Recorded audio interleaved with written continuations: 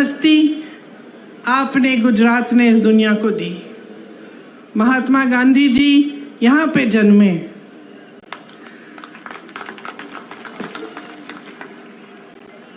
श्री सरदार पटेल जी भी गुजरात के ही पुत्र थे। वीर रणछोड़ रबाड़ी जी भी इसी धरती के थे। ये सारे महापुरुष किस लिए लड़े? ये सारे महापुरुष आपकी आजादी के लिए लड़े। ठीक है, ये पुरानी बात है। 70 साल निकल गए, बीत गए, हमारा देश आजाद है, स्वतंत्र है। हमारे देश में एक संविधान बना, इसी लड़ाई से उभरा। जितने भी हमारे स्वतंत्रता सेनानी थे, जितने बड़े बड़े महापुरुष रहे, चाहे पटेल जी हो, चाहे गांधी जी हो, नेहरू जी हो, सब ने लड़कर, ब्रिटिश साम्राज्य से लड़कर हमारे देश को आज़ाद करवाया और हमें एक संविधान दिया। ये संविधान जो उन्होंने हमें दिया, इसका महत्व आपको समझना पड़ेगा। आज बहुत ही ज़रूरी है कि आप कुछ मूल बातें, जो गहरी बातें हैं हमारे देश की राजनीति के बारे में और अपने जीवन के बारे में, आप ठीक ढंग से समझें, ताकि जो निर्णय आप लेने जा रहे हैं चुनाव में, वो आप सोच समझ के और सारी जानकारी लेके लें। जब हम संविधान की बात करते हैं, खास इसलिए हम आज ये बात उठा रहे हैं क्योंकि भाजपा के कई नेताओं ने, जो चुनाव लड़ रहे हैं, कुछ मंत्रियों ने, देश भर में जो घूम रहे हैं, उन्होंने कहा कि अगर भाजपा फिर से जीतेगी तो संविधान बदला जाएगा। तो आज सबसे पहली बात मैं संविधान के बारे में करना चाहती हूँ, क्योंकि ये संविधान क्या है और किस तरह से आपके जीवन पर इसका प्रभाव पड़ता है, ये समझना जरूरी है। संविधान से आपको अधिकार मिलते हैं। सबसे बड़ा अधिकार यह है कि आप वोट डाल सकते हो। ये आपको अधिकार दिया गया है, देश के किसान को, देश के गरीब को, देश के मजदूर को और देश के प्रधानमंत्री को भी, देश के मंत्रियों को भी, देश के बड़े बड़े शख्सों को भी यही एक अधिकार मिला है। मतलब सबका एक समान अधिकार है। जितना आपकी वोट में शक्ति है, उतनी शक्ति उनके वोट में है। उनकी वोट में आपसे ज़्यादा शक्ति नहीं है।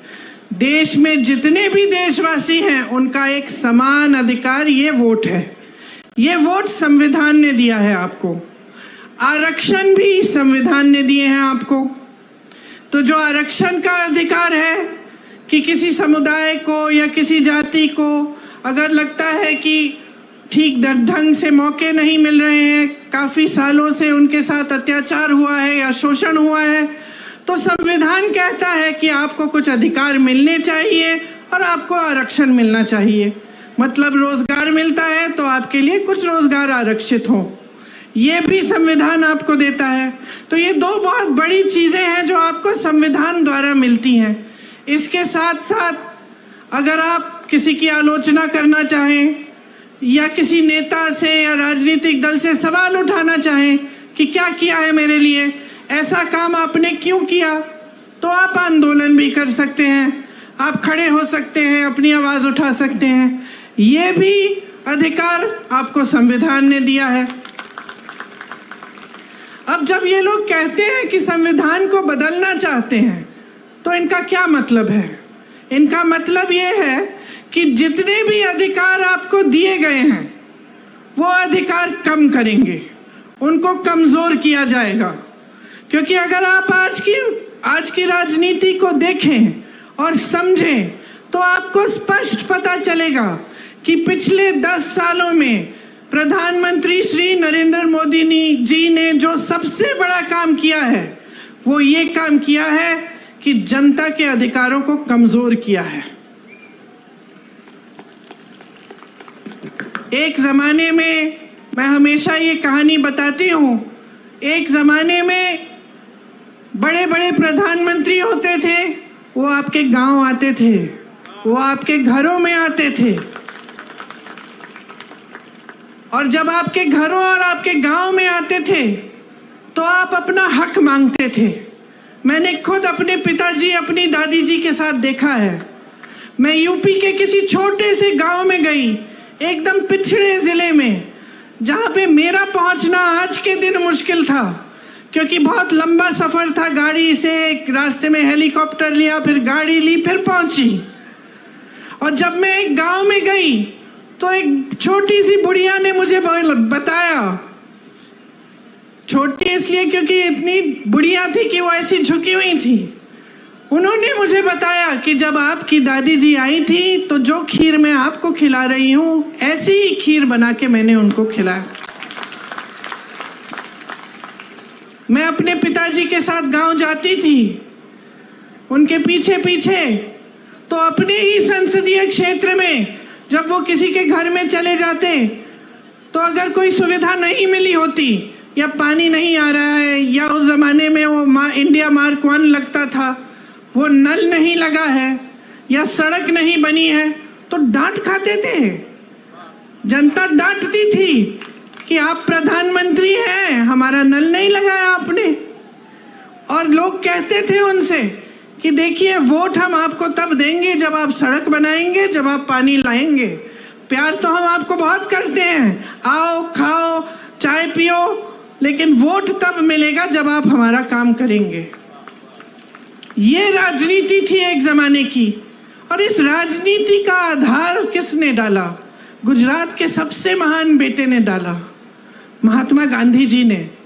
महात्मा गांधी जी ने सारे नेताओं से अपनी संपत्ति छुड़वाई, सबको जमीन पे लाए, सबको घरों में ले गए, गरीबों के की समस्याओं को सुनो, और जो जनता है देश की वो सर्वोपरि है। ये बात गांधी जी ने सिखाई। और गांधी जी ने कहां से सीखी ये बात? खुद भगवत गीता से, हिंदू धर्म से।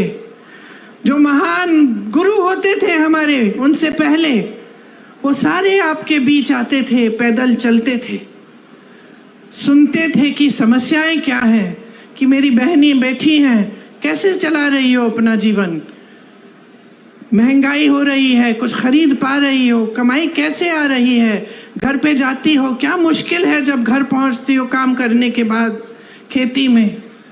किसानों से पूछते थे, समझते थे, मजदूरों की समस्याएं समझते थे, और उसी आधार पे अपनी नीतियां बनाते थे।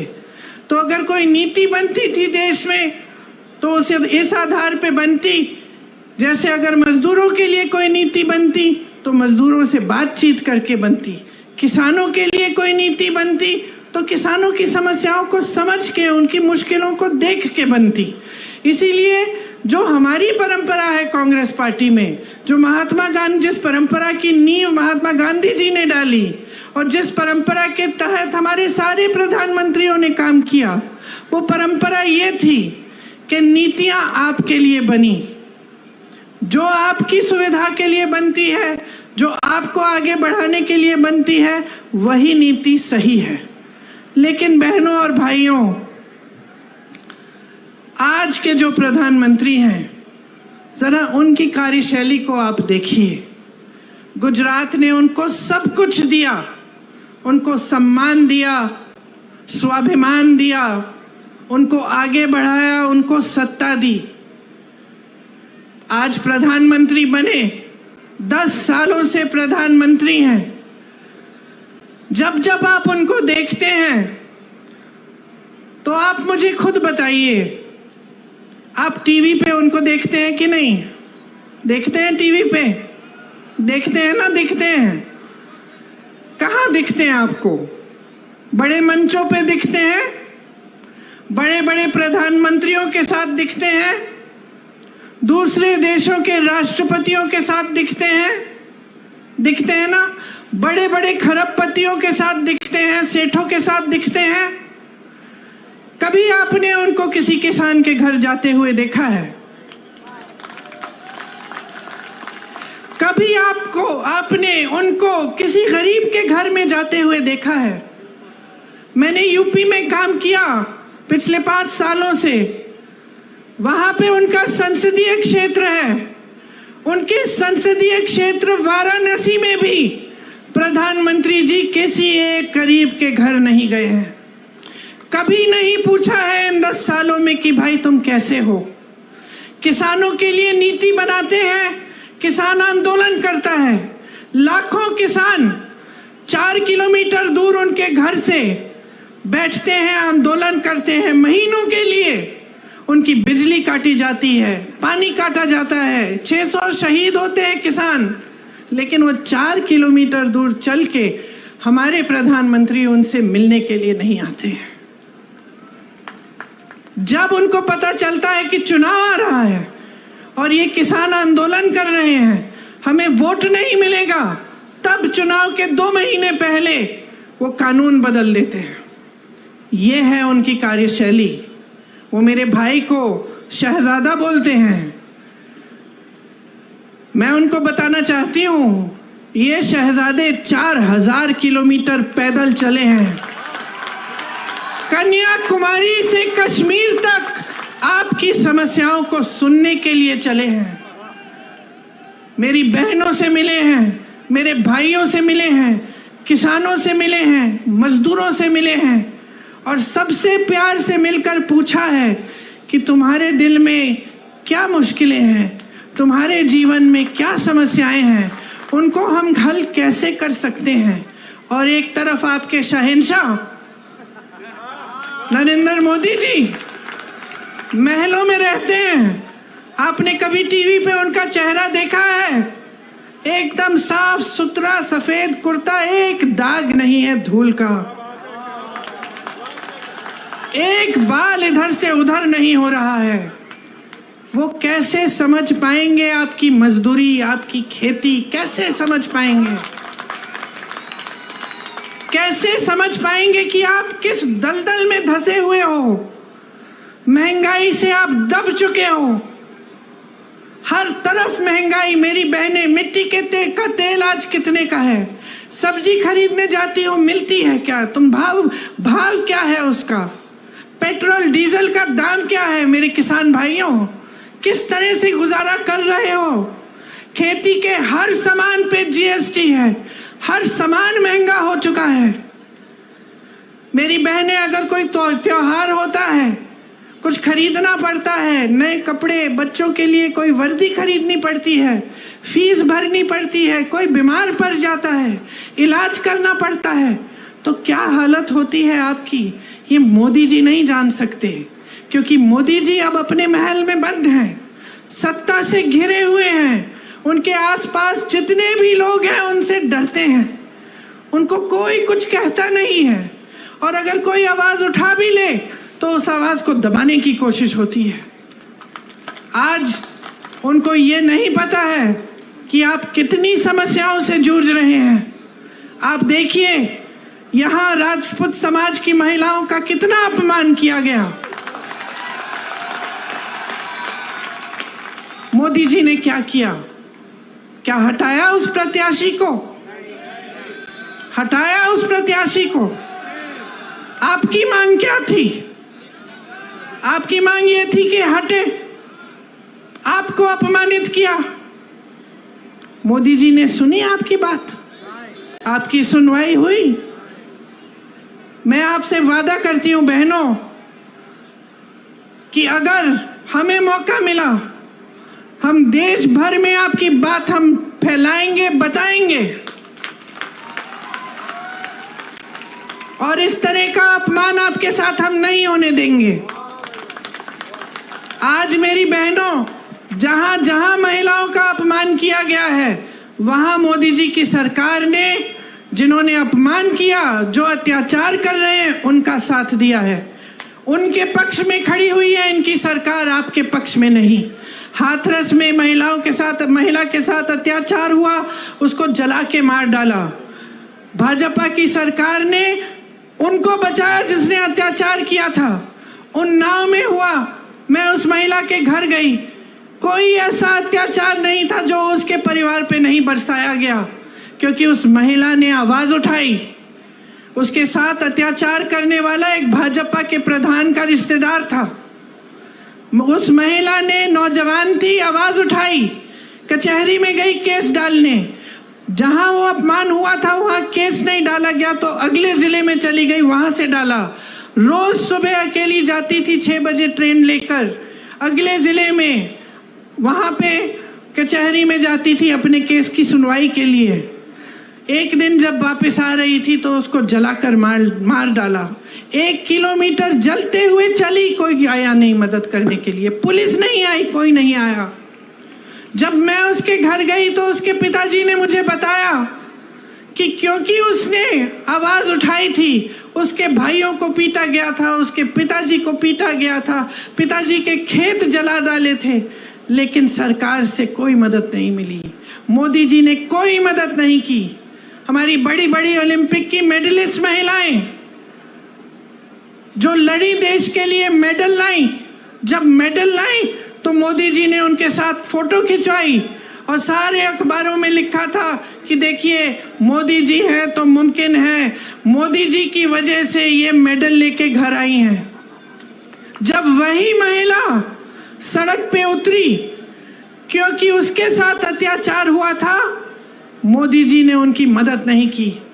उस महिला ने, उसकी आंखों में आंसू थे जब उसने मुझे बताया कि दीदी मैंने सोचा था कि मैंने इतना बड़ा काम किया है, देश के लिए मेडल लाई हूं, अगर मैं यहाँ पे बैठ के मांग करूंगी तो जरूर मेरे साथ न्याय मिलेगा, मुझे न्याय मिलेगा। लेकिन उसे न्याय नहीं मिला। आपको मालूम है क्या तोहफा मिला उसको, जिसने उस पे अत्याचार किया? आज उसका बेटा भाजपा के टिकट पे खड़ा है। जिस तरह से जिसने यहाँ पे आपकी महिलाओं का अपमान किया, उसके बेटे को टिकट दिया, उसी तरह से उत्तर प्रदेश में इसके बेटे को भी टिकट दिया। ये है नरेंद्र मोदी जी की सरकार की असलियत। और जैसे मैंने कहा, घिरे हुए हैं सत्ता से, अब आपको नहीं पहचानते, आपको नहीं जानते। बताइए, अगर गुजरात की जनता से कटे नहीं होते तो यहां से चुनाव क्यों नहीं लड़ रहे हैं? गुजरात से क्यों चुनाव नहीं लड़ रहे हैं? इतनी दूर जाकर वाराणसी में क्यों लड़ रहे हैं? क्योंकि कट चुके हैं आपसे। आपसे जो फायदा निकलना था बहनों और भाइयों, निकाल लिया। आपने सत्ता दी, मुख्यमंत्री बनाया, कई बार बनाया, यहां उनको सत्ता मिली, नाम मिला, आपके समर्थन से उनको सम्मान मिला, यहां से चले गए प्रधानमंत्री बनने, आपको भूल चुके हैं और आपसे कट चुके हैं। ये किसानों की धरती है, यहाँ अनार, आलू, जीरा पैदा करते हैं आप। आपसे पूछना चाहती हूँ, मोदी जी की 10 साल सरकार है, आपको न्यूनतम समर्थन मूल्य मिलता है इसके लिए? नहीं मिलता। जो आपका कोऑपरेटिव सेक्टर है, अमूल, बनास डेयरी, ये किसने खड़ा किया? आपको याद है? कांग्रेस के जमाने में खड़ा हुआ ये सेक्टर। और आज प्रयास क्या है? भाजपा के नेता इसका कब्जा करने की कोशिश कर रहे हैं। ये आपकी संपत्ति है, ये आपके लिए बनाया गया सेक्टर, ताकि आप फूले फले, आप आगे बढ़ें, ताकि यहाँ के किसान आगे बढ़ें।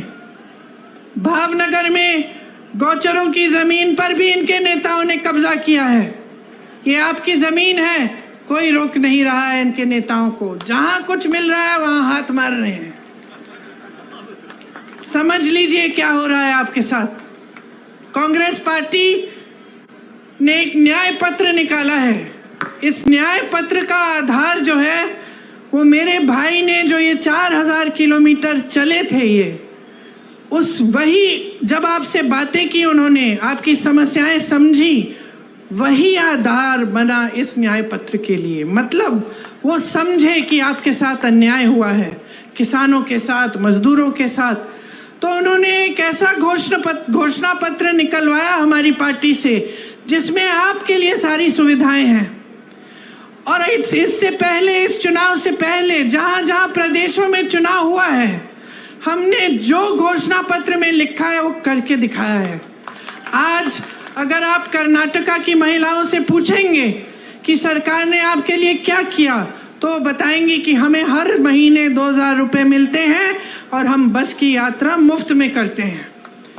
अगर आप छत्तीसगढ़ के किसानों से पूछेंगे कि कांग्रेस की सरकार ने क्या किया आपके लिए, तो बताएंगे कि हमारे कर्ज माफ कराए और अच्छे अच्छे गौठान बनाए जिसमें से हमें नौकरी मिली, और हमारे जानवरों का जो गोबर है वो गोबर सरकार ने खरीदा ताकि हमारी आमदनी बने।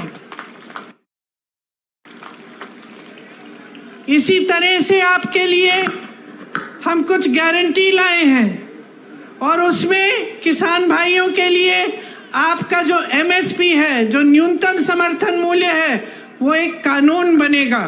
मतलब आपका अधिकार बन जाएगा। कानून के तहत आपको मिलना ही होगा। ऐसा हो ही नहीं पाएगा कि जो आप यहाँ पे आलू उगाते हैं, जीरा उगाते हैं, उसका न्यूनतम समर्थन मूल्य आपको मिले ना। आपके कर्ज माफ के लिए एक स्थायी आयोग बनेगा जिसके तहत जब भी आप कर्ज में अगर आप डूब रहे हैं और आपको मदद की जरूरत है, आप उस आयोग में जा पाएंगे और आपके कर्ज की माफी की बात होगी और उसकी समस्या हल होगी। खेती के सारे सामानों पे आज GST दे रहे हो। हमारी गारंटी है कि खेती के सारे सामानों से हम GST हटा देंगे। आपके फसल का नुकसान होता है, भुगतान मिलता है? नहीं मिलता है। मोदी जी नहीं देते भुगतान। हम कह रहे हैं कि जब फसल का नुकसान होगा तो 30 दिन के अंदर अंदर आपको भुगतान मिलेगा। भूमिहीनों को जमीन मिलेगी और हर जगह पूरे देश भर में न्यूनतम मजदूरी 400 रुपए की होगी। मतलब 400 रुपए से कम मजदूरी के पैसे आपको कोई नहीं दे पाएगा। अगर देगा तो कानून का उल्लंघन करेगा। मेरी बहनें, मैंने महंगाई की बात की। मैं जानती हूँ और समझती हूँ कि आप पर कितना बोझ है। जो समाज है उसका बोझ भी आप उठाती हो, समाज की परवरिश भी आप करती हो। जब अपने बच्चों को बड़ा करती हो, मेहनत से उनकी हर चीज़ देखती हो, बच्चा बीमार पड़ता है उसका इलाज, बुखार होता है उसकी देखभाल, खाना खाया कि नहीं खाया, पढ़ाई की कि नहीं की, स्कूल जा रहा है ठीक से कि नहीं जा रहा है, ये सारे काम आप करते हो अपनी नौकरी या अपने रोजगार या अपनी खेती के अलावा।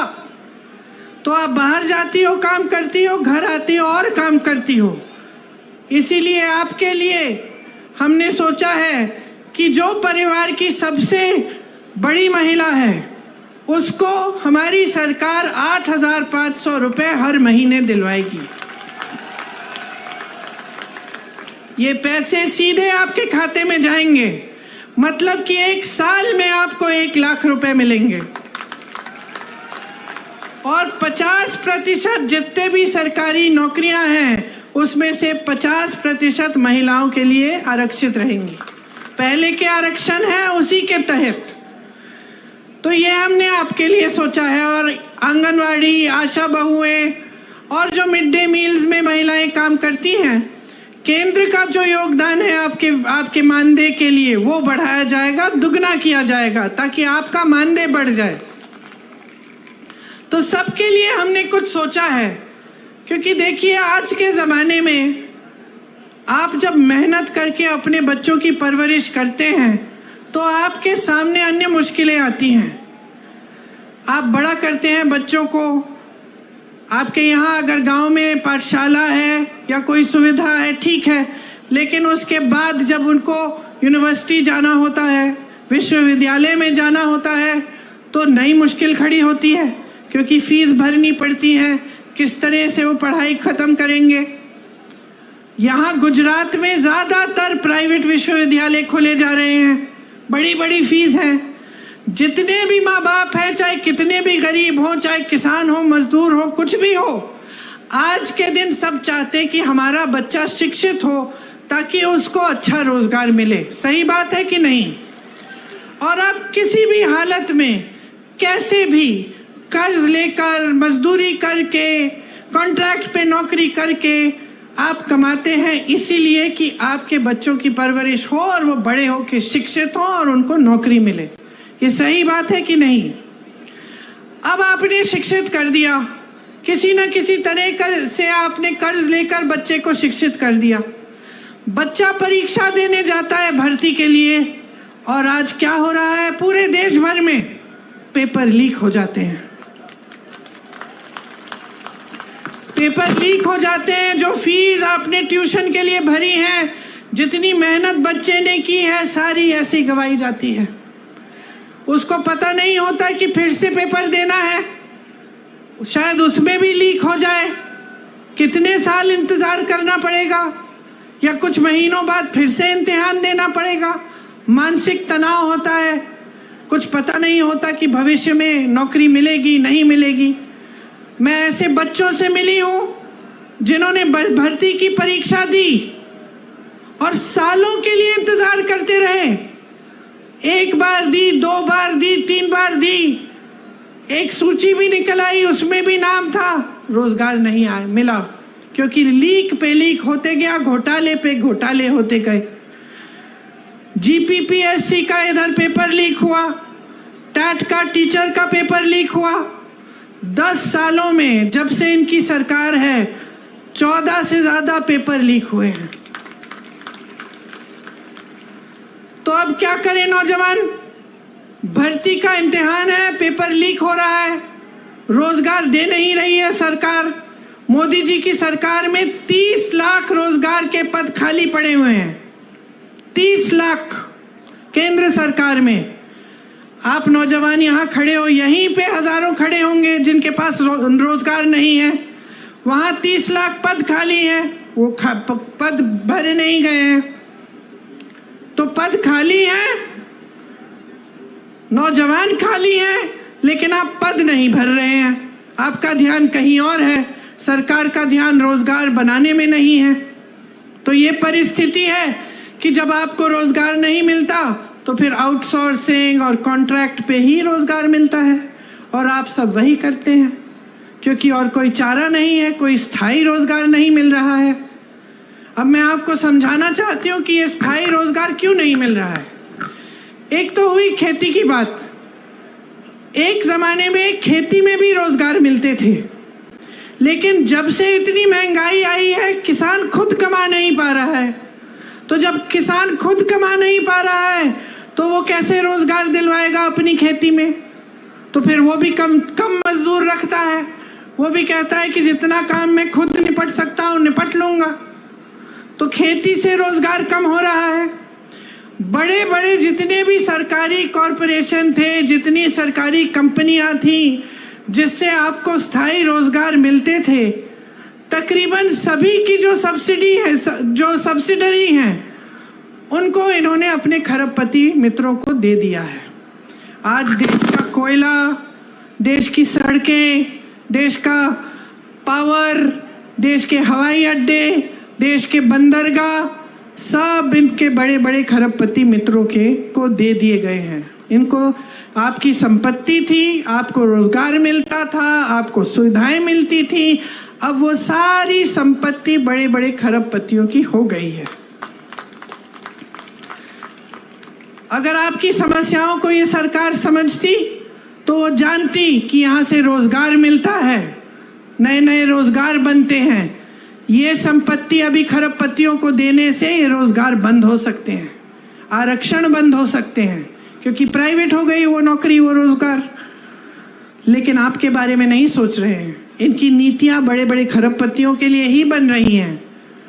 अगर आप ठीक ढंग से समझेंगे और देखेंगे तो हर स्तर पे ये हो रहा है। मैं रोजगार की बात कर रही थी, एक और जगह थी जहां से रोजगार बनते थे, जो छोटे छोटे इंडस्ट्री, मध्यम साइज की इंडस्ट्री है, जो कोई मैन्युफैक्चरिंग करा रहा है, किसी ने अपना बिजनेस खोला है, किसी की दुकान है, उससे भी रोजगार मिलता था। लेकिन उसको इतने संकट में डाल दिया है नरेंद्र मोदी जी की नीतियों ने। नोटबंदी लाए पहले, उससे जितने भी छोटे और मध्यम के वर्ग के बिजनेस थे वो सारे, उनकी कमर टूटी। उसके बाद जीएसटी लाए और मुश्किलों में डाला। तो वहां से भी रोजगार बंद हो गए।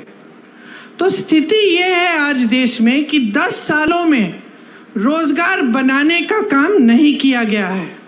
इसीलिए आज आप इस परिस्थिति में हैं कि आज देश में 45 सालों में सबसे ज्यादा बेरोजगारी आज है।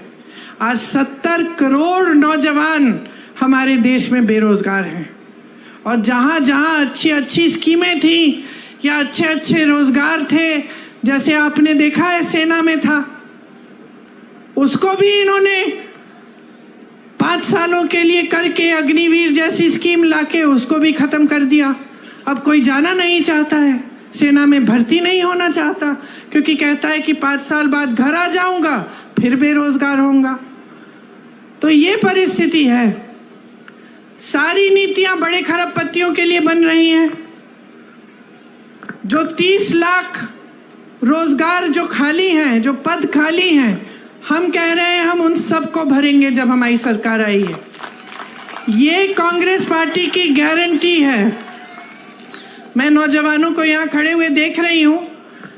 अगर और जब आप स्नातक पास होंगे तो आपके लिए एक अप्रेंटिसशिप का प्रोग्राम लाएंगे हम। अप्रेंटिसशिप मतलब आपने देखा और सुना होगा कि जो अमीर लोग हैं, इनके बच्चे जब पढ़ाई खत्म करते हैं तो स्थायी रोजगार मिलने से पहले उनको एक अप्रेंटिसशिप में डाला जाता है, जिसको इंटर्नशिप कह लीजिए, लेकिन उसमें वो कमाते हैं। तो हम आपके लिए ऐसी अप्रेंटिसशिप लाएंगे जो आज तक गरीब बच्चों के लिए उपलब्ध नहीं थी, जिसमें आप जब स्नातक पास होंगे आपको भी एक अप्रेंटिसशिप के प्रोग्राम में डाला जाएगा और आपको 1 लाख रुपए सालाना आप उससे कमा पाएंगे। आपके लिए 50,000 करोड़ रुपए का एक फंड बनेगा, जिससे अगर आप छोटे कारोबार अपने शुरू करना चाहेंगे आपको लोन मिलेगा और आप वो लोन लेके, आप वो पैसे लेके आप वो कारोबार शुरू कर सकेंगे। ये सिर्फ आपके लिए होगा, इसलिए ब्याज बहुत कम होगा इसका, क्योंकि हमारा प्रयास रहेगा कि हम छोटे और मध्यम बिजनेसों को खूब समर्थन दें ताकि खूब रोजगार बने और आप अपने कारोबार को, अपने बिजनेस को आगे बढ़ा पाएं।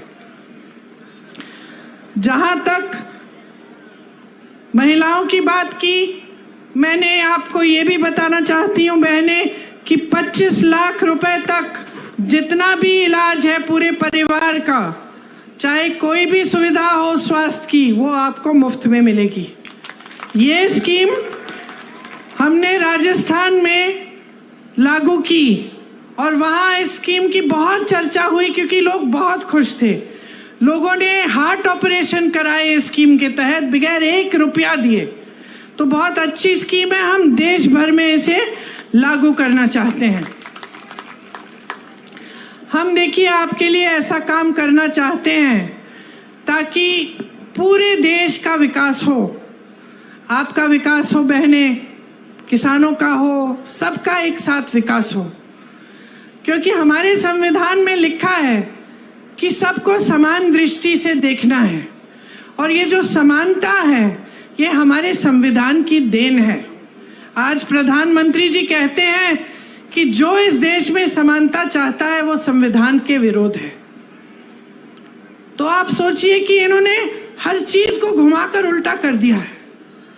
संविधान आपके लिए बना, आप सबको समान अधिकार देने के लिए बना। आज देश के प्रधानमंत्री खुद आपके सामने खड़े होकर कहते हैं कि जो समानता के लिए लड़ रहा है वो संविधान का विरोध कर रहा है। तो आप सोचिए कैसी कैसी गलत बातें आपको बताई जाती हैं और काम इनके कैसे हैं। आपको जल, जंगल और जमीन पे अधिकार दिए गए थे, संविधान ने दिए, कांग्रेस की सरकारों ने दिए। उन सब अधिकारों को कमजोर करने का काम इन्होंने किया है। पहले SC, ST, OBC और रिटायर्ड फौजियों को जमीन के पट्टे मिलते थे। आज मैं आपसे पूछना चाहती हूं, भाजपा की सरकार रही है 10 सालों से, आपको क्या पट्टे मिलते हैं? जैसे मैंने आपको कहा, तमाम सरकारी कंपनियों को प्राइवेट बनाने का काम किया है। इससे आरक्षण खत्म होते हैं, फिर से आपके अधिकार कमजोर होते हैं। सरकारी विश्वविद्यालयों में आपको अच्छी शिक्षा मिलती थी कम फीस में।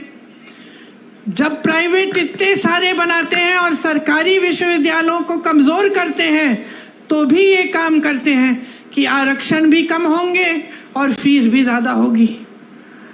तो आप देखिए, ऊपर के जितने भी पद हैं, जो बड़े बड़े पद हैं, उसमें लैटरल एंट्री से ये पद दे रहे हैं, बाकी सब खाली रख रहे हैं। और जो नीचे के पद हैं, जो भर्ती के पद हैं, उसको खाली रख रहे हैं। तो ये सारे काम जो कर रहे हैं ना, ये इनकी एक नीति है।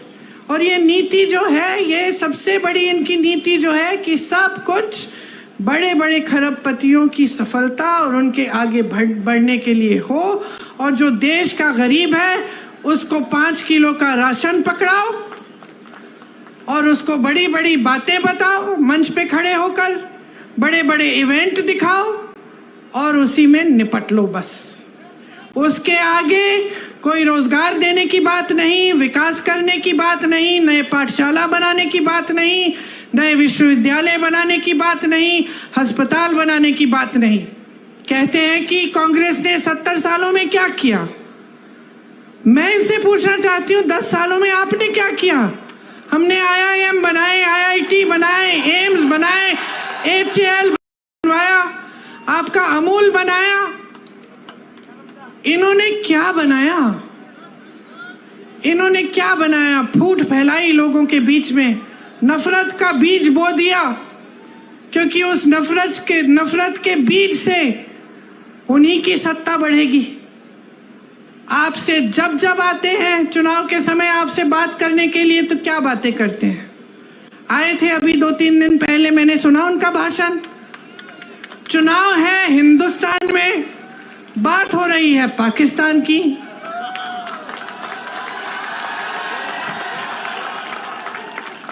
आपको बताया जा रहा है कि सावधान रहो, कांग्रेस एक एक्सरे की मशीन लाएगी और एक्सरे की मशीन से आपके घरों में घुस के आपके मंगलसूत्र छीनेगी, आपका सोना चुराएगी, ये कहा जा रहा है। देश के प्रधानमंत्री हैं, इतनी स्तरविहीन बातें। आपने देश का प्रधानमंत्री चुना ताकि देश का सम्मान रखें, पूरा देश देखे कि ये हमारे प्रधानमंत्री हैं, ये अच्छी सुलझी हुई बातें करते हैं, सभ्य बातें करते हैं, क्योंकि यही हमारी देश की सभ्यता रही है। हम अपने बड़ों को देखते हैं और हम कहते हैं कि देखिए कितने सभ्य हैं, आदर देते हैं। लेकिन अब हमारे प्रधानमंत्री आपके सामने झूठ तो बहुत बोलते हैं, लेकिन अब तो फिजूल की बातें करने लग गए हैं। पहले झूठ तक सीमित था, अब अजीब अजीब सी बातें। आपकी 2 भैंसें हैं तो कांग्रेस एक भैंस चुरा लेगी।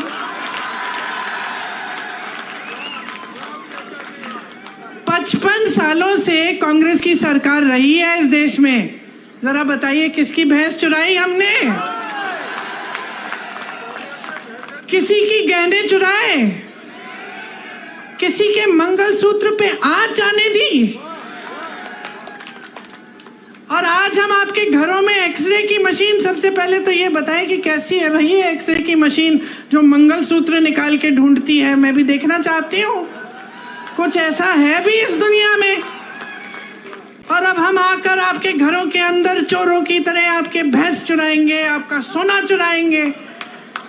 क्यों? क्योंकि उनका वो पुराना जो रट है वो चल नहीं रहा है।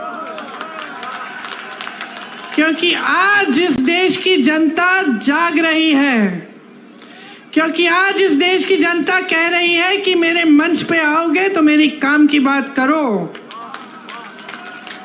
आज इस देश की जनता कह रही है मुझे इस चुनाव को हिंदू मुसलमान पे नहीं लड़ना है, मुझे इस चुनाव को बिजली, पानी, रोजगार, महंगाई पे लड़ना है। आज इस देश की जनता कह रही है कि बहुत हो गया मोदी जी, बहुत हो गया, बहुत देख लिया आपकी नौटंकी, बहुत सुन लिया आपके भाषण, लेकिन आपके भाषणों में एक लफ्ज हमारे लिए नहीं रहा। आज देश की जनता कह रही है कि मोदी जी हमें बताइए, 10 साल से हमने आपको पूरी सत्ता दी, उस सत्ता का क्या किया आपने? क्या आपने हमारे जीवन में आप तरक्की लाए कि नहीं लाए? और जनता को दिखने लगा है कि 10 साल बीत गए, बहुत बड़ी बड़ी बातें, क्या था वो, सबका साथ सबका विकास, ऐसी बात। किसका विकास हुआ? बैठे हो ना, विकास हुआ है आपका विकास हुआ है बहने। तो बस हवा में बड़ी बड़ी बातें हुई हैं और आपने शानदार इवेंट, ये तो मैं बोलती हूँ, बड़े शानदार इवेंट बनाए इन्होंने। हर 2-2 महीने एक शानदार इवेंट। सिर्फ मोदी जी दिख रहे हैं और कुछ दिख नहीं रहा है, वही सफेद कुर्ता, कोई धूल नहीं, कुछ नहीं, सब दूर हैं उनसे, अकेले चल रहे हैं। अब अकेले ही हो गए हैं। अब ये जनता जो है ना, उनका अकेलापन देख रही है और उनके अकेलेपन का हर रोज प्रमाण देख रही है। ये जो बातें होती है ना कि आपकी भैंस चुरा लेगी कांग्रेस, ये उसी का प्रमाण है। कोई सच्चाई नहीं बता रहा है, अकेले बैठे हैं। सलाहकार भी झूठ बोल रहे हैं, सलाहकार भी सही बात नहीं बता रहे हैं। अजीब सी परिस्थिति बन गई है बहनों और भाइयों आज हमारे देश में। इसको पहचानो। एक सच्चाई आपको टीवी पे दिखती है, वो सच्चाई जो आपको दिखा रही है ना, ये समझ लो सारे टीवी के चैनल आज बड़े बड़े खरबपतियों के हैं, तो आपको अपनी सच्चाई नहीं दिखाएंगे। आपने कितने प्रोग्राम देखे हैं इस चुनाव के दौरान जहां कोई पत्रकार दुकान में जा रहा है और कह रहा है कि भाई आज टमाटर का दाम देखो, कि देखो कितनी महंगी है ये तेल, या ये गैस सिलेंडर कितना बढ़ चुका है, क्या लोग गुजारा कर पाएंगे? ये आप नहीं देखते किसी चैनल पे।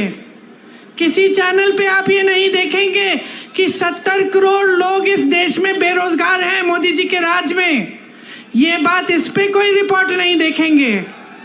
आप देखेंगे कि मोदी जी कौन से कपड़े पहनते हैं, मोदी जी किस प्रधानमंत्री से मिल रहे हैं, किस तरीके के आम खाते हैं, ये देखेंगे आप। क्योंकि आज मीडिया भी झुक गई है, सारे चैनल भी झुक गए हैं। पत्रकार एक समय में सवाल उठाता था, मुझे याद है मेरे पिताजी के समय में एक अखबार रोज 10 सवाल छापता था, प्रधानमंत्री से सवाल है ये। आपको याद होगा कैसे आक्रमण होती थी मीडिया, कोई घबराता नहीं था। नेता कहता था ठीक है सवाल पूछो, जवाब देंगे। आज तो नेता इतने घबरा गए हैं ये कि जब इनका चुनाव आ रहा है तो इनके सामने जो प्रत्याशी खड़े हैं उनको घूस देके उनको बिठा रहे हैं। मैंने सुना है कि गृह मंत्री जी के संसदीय क्षेत्र में 16 प्रत्याशी ऐसे ही बैठ गए चुनाव से पहले, या तो डराए गए हैं, धमकाए गए हैं, या किसी को घूस दे दिया है और बैठ रहे हैं कि चुनाव ही ना हो। अरे इतने मजबूत गृह मंत्री हो, इतने बड़े प्रधानमंत्री हो, देश की पूरी सत्ता तुम्हारे पास है, सीट पे सीट तुम्हारी है संसद में, और एक चुनाव लड़ने से डर रहे हो। किस बात का डर है? खड़ा करिए 100 प्रत्याशियों को, हराइए उनको। यही तो चुनाव होता है, यही तो लोकतंत्र होता है। मंच पे खड़े होकर लोगों को झूठ बोलना नहीं होता है, मंच पे खड़े होकर लोगों को गुमराह करना या लोगों के जज्बातों को उभारना ताकि तुम्हें वोट मिल जाए, तुम सत्ता में रहो, तुम्हारे बच्चे फूले फले और जनता खाई में रहे, ये लोकतंत्र नहीं है। तो मैं यहाँ किस लिए आई हूं?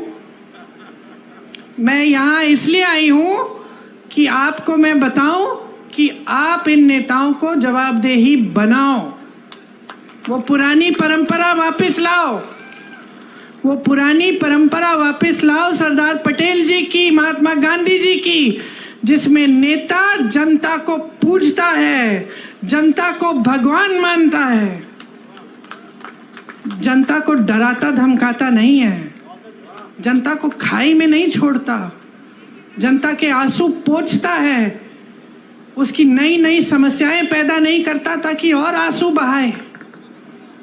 समझ लीजिए, जो संविधान ने आपको दिया है, जो वोट का अधिकार है, वो एक बहुत बड़ा औजार है आपका। हल्के में मत लीजिए इस औजार को। आज भाजपा ने एक और काम किया है, बड़ा काम। अपनी पार्टी को सबसे धनवान पार्टी बनाया है पूरी दुनिया में। आज पूरी दुनिया में सबसे पैसे वाली पार्टी कौन सी है? एक रिपोर्ट आई है, मुझे मालूम नहीं कि कितनी सही है, लेकिन लगभग मुझे लगता है कि सही होगी।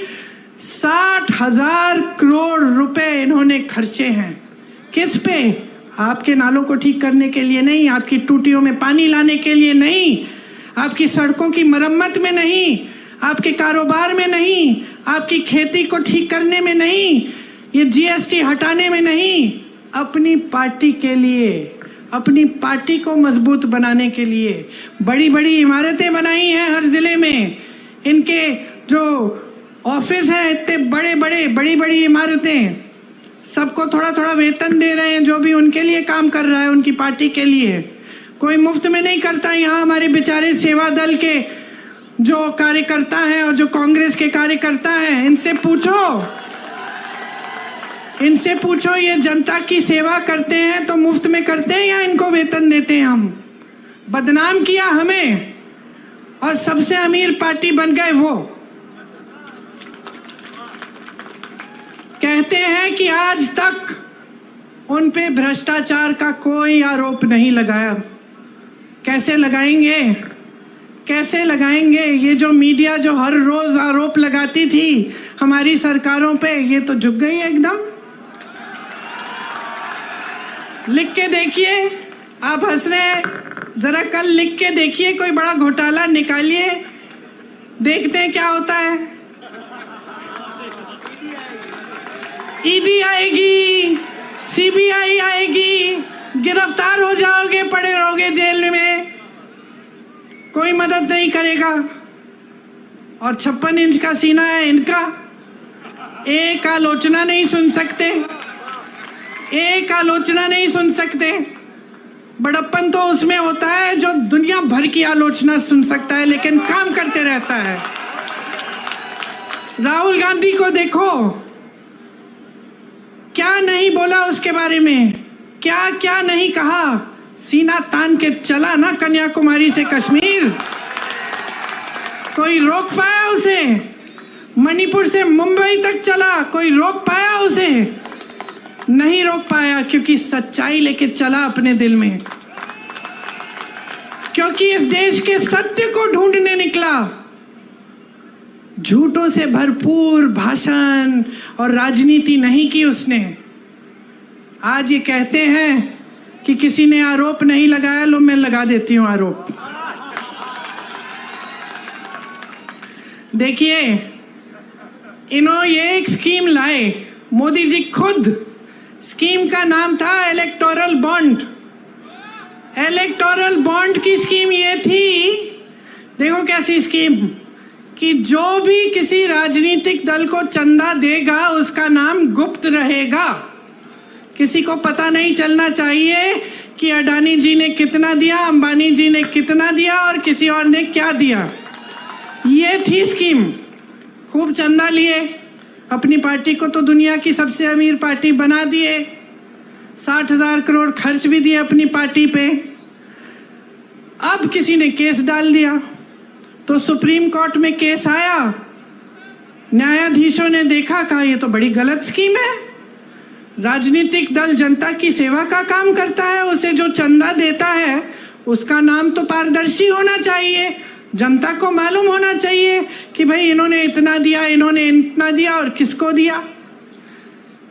अब मोदी जी की सरकार ने सबसे पहले तो बोला कि भाई हमें सूची ही नहीं मिल रही, बहुत मुश्किल है निकालना, अभी चुनाव के समय नहीं निकलेगी। फिर डांट लगी न्यायाधीशों से, निकली सूची, और सूची में क्या नहीं निकला, किस किस से चंदा लिया।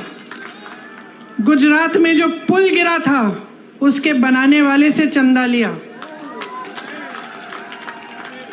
आपको वैक्सीन लगी थी, टीका लगा था कोविड का, हाथ उठाओ किस किस को लगा। मुझे भी लगा, 2-2 बार सबने लिया, सर्टिफिकेट मिली ऐसी। किसका चेहरा था उस पे? किसका था? शहंशाह जी का चेहरा था। उस टीके को सिर्फ एक कंपनी ने बनाया था, ये नहीं कि 10 कंपनियों ने बनाया। उस कंपनी से चंदा लिया। आज क्या निकला है? रिपोर्ट निकली है कि कुछ प्रतिशत लोगों से को इस टीके से ऐसा हो सकता है कि अचानक हार्ट अटैक हो गया, अचानक गिर के मर जाएंगे। कितने नौजवानों को ऐसा हुआ है पिछले 1-2 सालों में?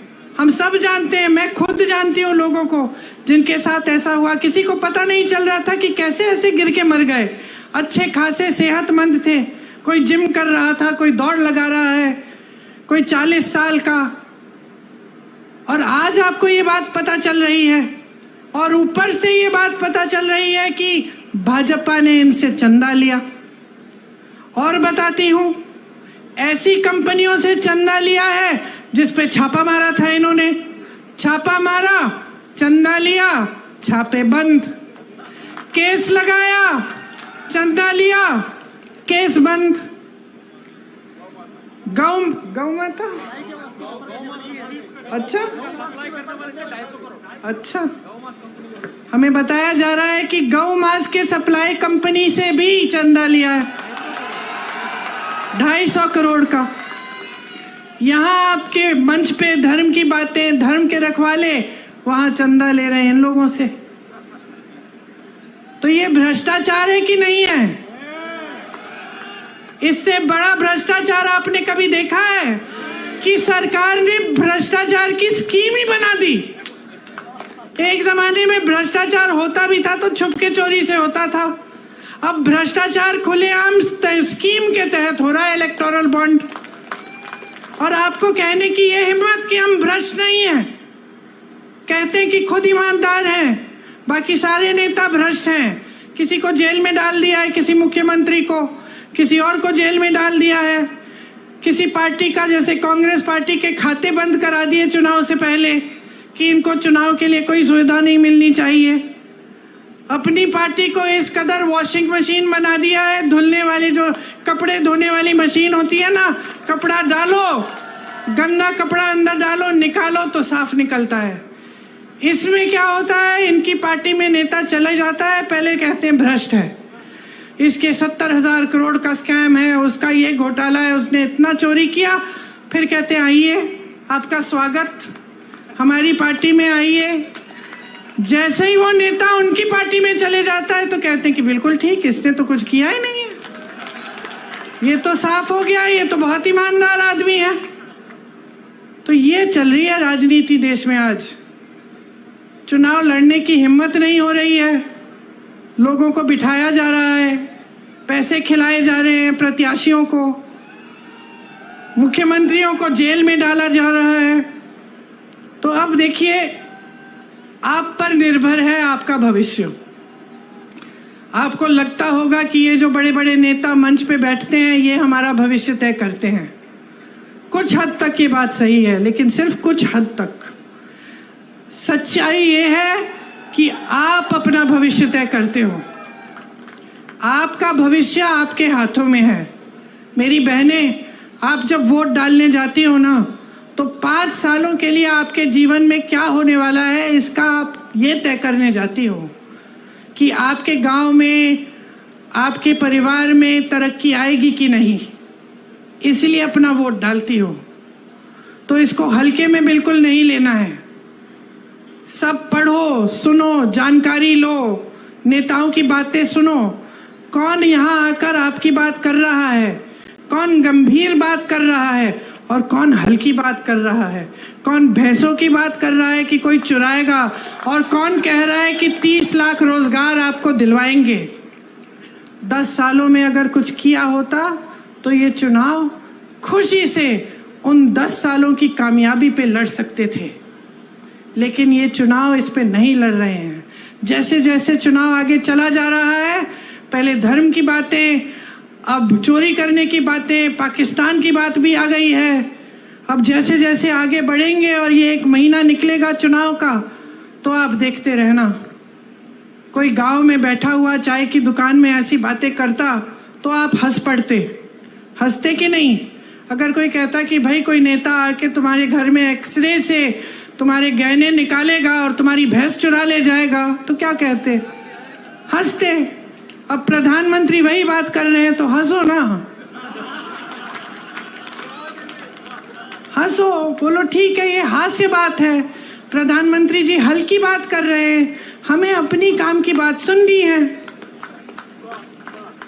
और इन नेताओं को मजबूर करो, हमारी तरह मजबूर करो सब नेताओं को, चाहे वो कांग्रेस के हों, भाजपा के हों, किसी भी पार्टी के हों, मजबूर करो कि चुनाव में आपके सामने आए तो आपकी बात करें।